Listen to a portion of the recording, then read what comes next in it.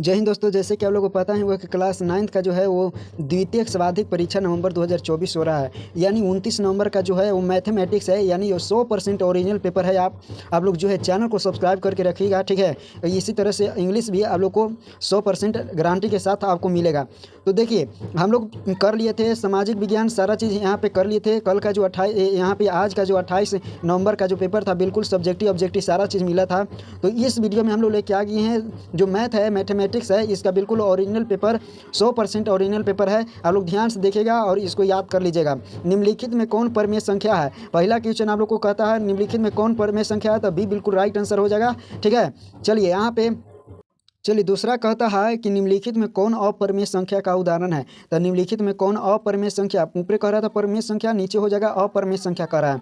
तो अपरिमेय संख्या देखिएगा यहाँ पे डी बिल्कुल राइट आंसर हो जाएगा। आगे ध्यान से आप लोग देखिए, तीसरा कहता है कि √5 माइनस √3 इंटू √5 प्लस में √3 का मान कितना होगा। तो कितना हो जाएगा? 2 बिल्कुल राइट आंसर हो जाएगा। यहाँ पे आगे ध्यान से देखिए, चौथा कहता है कि √2 प्लस में √3 के होल स्क्वायर के मान कितना होगा। तो यहाँ पे राइट आंसर बिल्कुल याद रखिएगा, बी बिल्कुल राइट आंसर हो जाएगा, 5 प्लस में 2 अंडर √3। आगे ध्यान से देखिए, पांचवा क्वेश्चन कहता है √3 माइनस में 1 बटा में √3 प्लस में 1 बराबर में कितना होता है। तो ये बिल्कुल राइट आंसर, ये बिल्कुल राइट आंसर हो जाएगा, 2 माइनस में √3।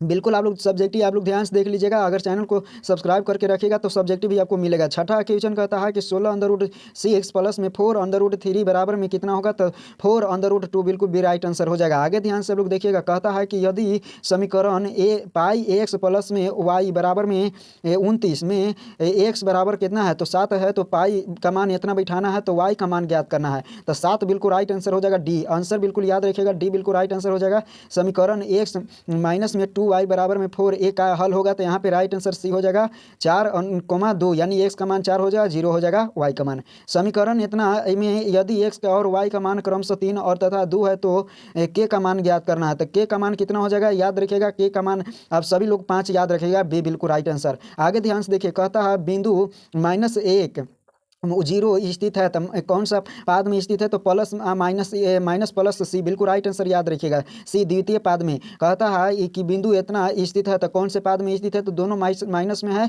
तो तृतीय पाद बिल्कुल राइट आंसर हो जाएगा, याद रखिएगा, सी बिल्कुल राइट आंसर हो जाएगा। एक ही आधार तथा एक ही समांतर रेखा के बीच स्थित समांतर चतुर्भुज होते हैं। तो बिल्कुल याद रखिएगा, यहाँ पे राइट आंसर क्या हो जाएगा, तो बी बिल्कुल राइट आंसर हो जाएगा, आयतन में बराबर बिल्कुल राइट आंसर हो जाएगा। समांतर चतुर्भुज ए बी सी डी में ए ई लंब है बी सी तथा सी एफ लंब है ए डी के। तो इतना बड़ा ए बी बराबर 16, ए बराबर में 8 सेंटीमीटर है। तो कितना आंसर जो हो जाएगा, बिल्कुल क्या हो जाएगा, तो बी बिल्कुल राइट आंसर हो जाएगा, याद रखिएगा, 12.8 सेंटीमीटर। कहता है कि 4x² माइनस में 9 बराबर में 0 का शून्य क्या हो जाएगा। तो यहाँ पे राइट आंसर याद रखिए, प्लस माइनस 3/2 यानी बी सी बिल्कुल राइट आंसर हो जाएगा। यदि समांतर चतुर्भुज के विकर्णों का लंबाई क्रमशः 16 सेंटीमीटर तथा 24 सेंटीमीटर है तो उसका क्षेत्रफल क्या हो जाएगा। तो याद रखिएगा 192 वर्ग सेंटीमीटर, ठीक है। आगे ध्यान से देखिए, कहता है, आगे ध्यान से आप लोग देखिएगा, कहता है कि वृत्त की सबसे बड़ी सबसे लंबी जीवा क्या कहलाता है। तो वृत्त के सबसे लंबी जीवा क्या कहलाता है, तो व्यास कहलाता है, डी बिल्कुल राइट आंसर हो जाएगा।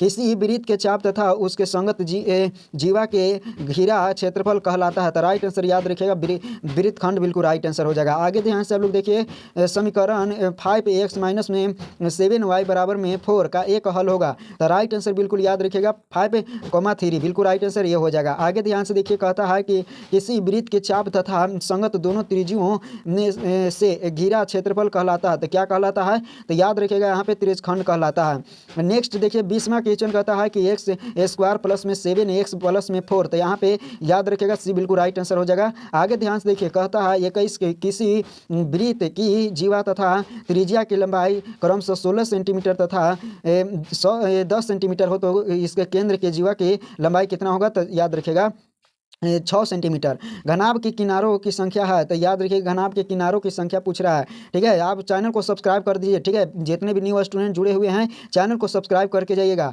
घनाभ के कह रहा है कि कोरों की संख्या कितनी होगा। तो राइट आंसर याद रखिएगा, बिल्कुल क्या हो जाएगा, 8 बिल्कुल राइट आंसर हो जाएगा, सी। आगे ध्यान से देखिए, कहता है कि यदि घनाभ की लंबाई चौड़ाई तथा ऊंचाई क्रमशः 2 सेंटीमीटर 3 सेंटीमीटर तथा 4 सेंटीमीटर हो तो इसका आयतन क्या होगा। तो राइट आंसर बिल्कुल याद रखिएगा, 24 घन सेंटीमीटर गुना कर देना है बिल्कुल। यदि घनाभ की लंबाई लंबाई चौड़ाई तथा ऊंचाई तीनों बराबर हो तो उसे कहते हैं, तो लंबाई चौड़ाई सब बराबर हो तो उसको घन कहते हैं। बिल्कुल राइट आंसर डी हो जाएगा। कहता है कि 6 सेंटीमीटर किनारे वाले घन का आयतन है, तो किनारे वाले घन का आयतन बिल्कुल 216 सेंटीमीटर घन सेंटीमीटर, बिल्कुल राइट आंसर हो जाएगा। घनाभ में कितने आयताकार पृष्ठ होते हैं, तो घनाभ में कितने आयताकार, 6, बिल्कुल राइट आंसर हो जाएगा बी। 27 क्वेश्चन कहता है यदि किसी किनारे की लंबाई चौड़ाई तथा ऊंचाई 5 सेंटीमीटर 4 सेंटीमीटर 3 सेंटीमीटर है, तो ये चारों दीवार के जो है क्या कहता है क्षेत्रफल, तो 54 सेंटीमीटर वर्ग सेंटीमीटर, बिल्कुल याद रखिएगा। यदि किसी घन का संपूर्ण पृष्ठ क्षेत्रफल इतना है तो इसके कोर की लंबाई कितना होगा, तो 4 सेंटीमीटर, बिल्कुल राइट आंसर हो जाएगा। 7 सेंटीमीटर किनारे वाले दो घनों को आमने सामने जोड़ने पर प्राप्त घनाभ का संपूर्ण पृष्ठीय क्षेत्रफल क्या होगा, तो राइट आंसर बिल्कुल याद रखिएगा यहाँ पे 490 वर्ग सेंटीमीटर, बिल्कुल भी राइट आंसर हो जाएगा। सबसे लास्ट क्वेश्चन याद रखिएगा, कहता 30 की √2 √3 1/√2 1/√3 में सबसे छोटी संख्या कौन है, तो यहाँ पे राइट आंसर 1/√3, बिल्कुल राइट आंसर हो जाएगा डी, याद रखेगा। तो इस तरह से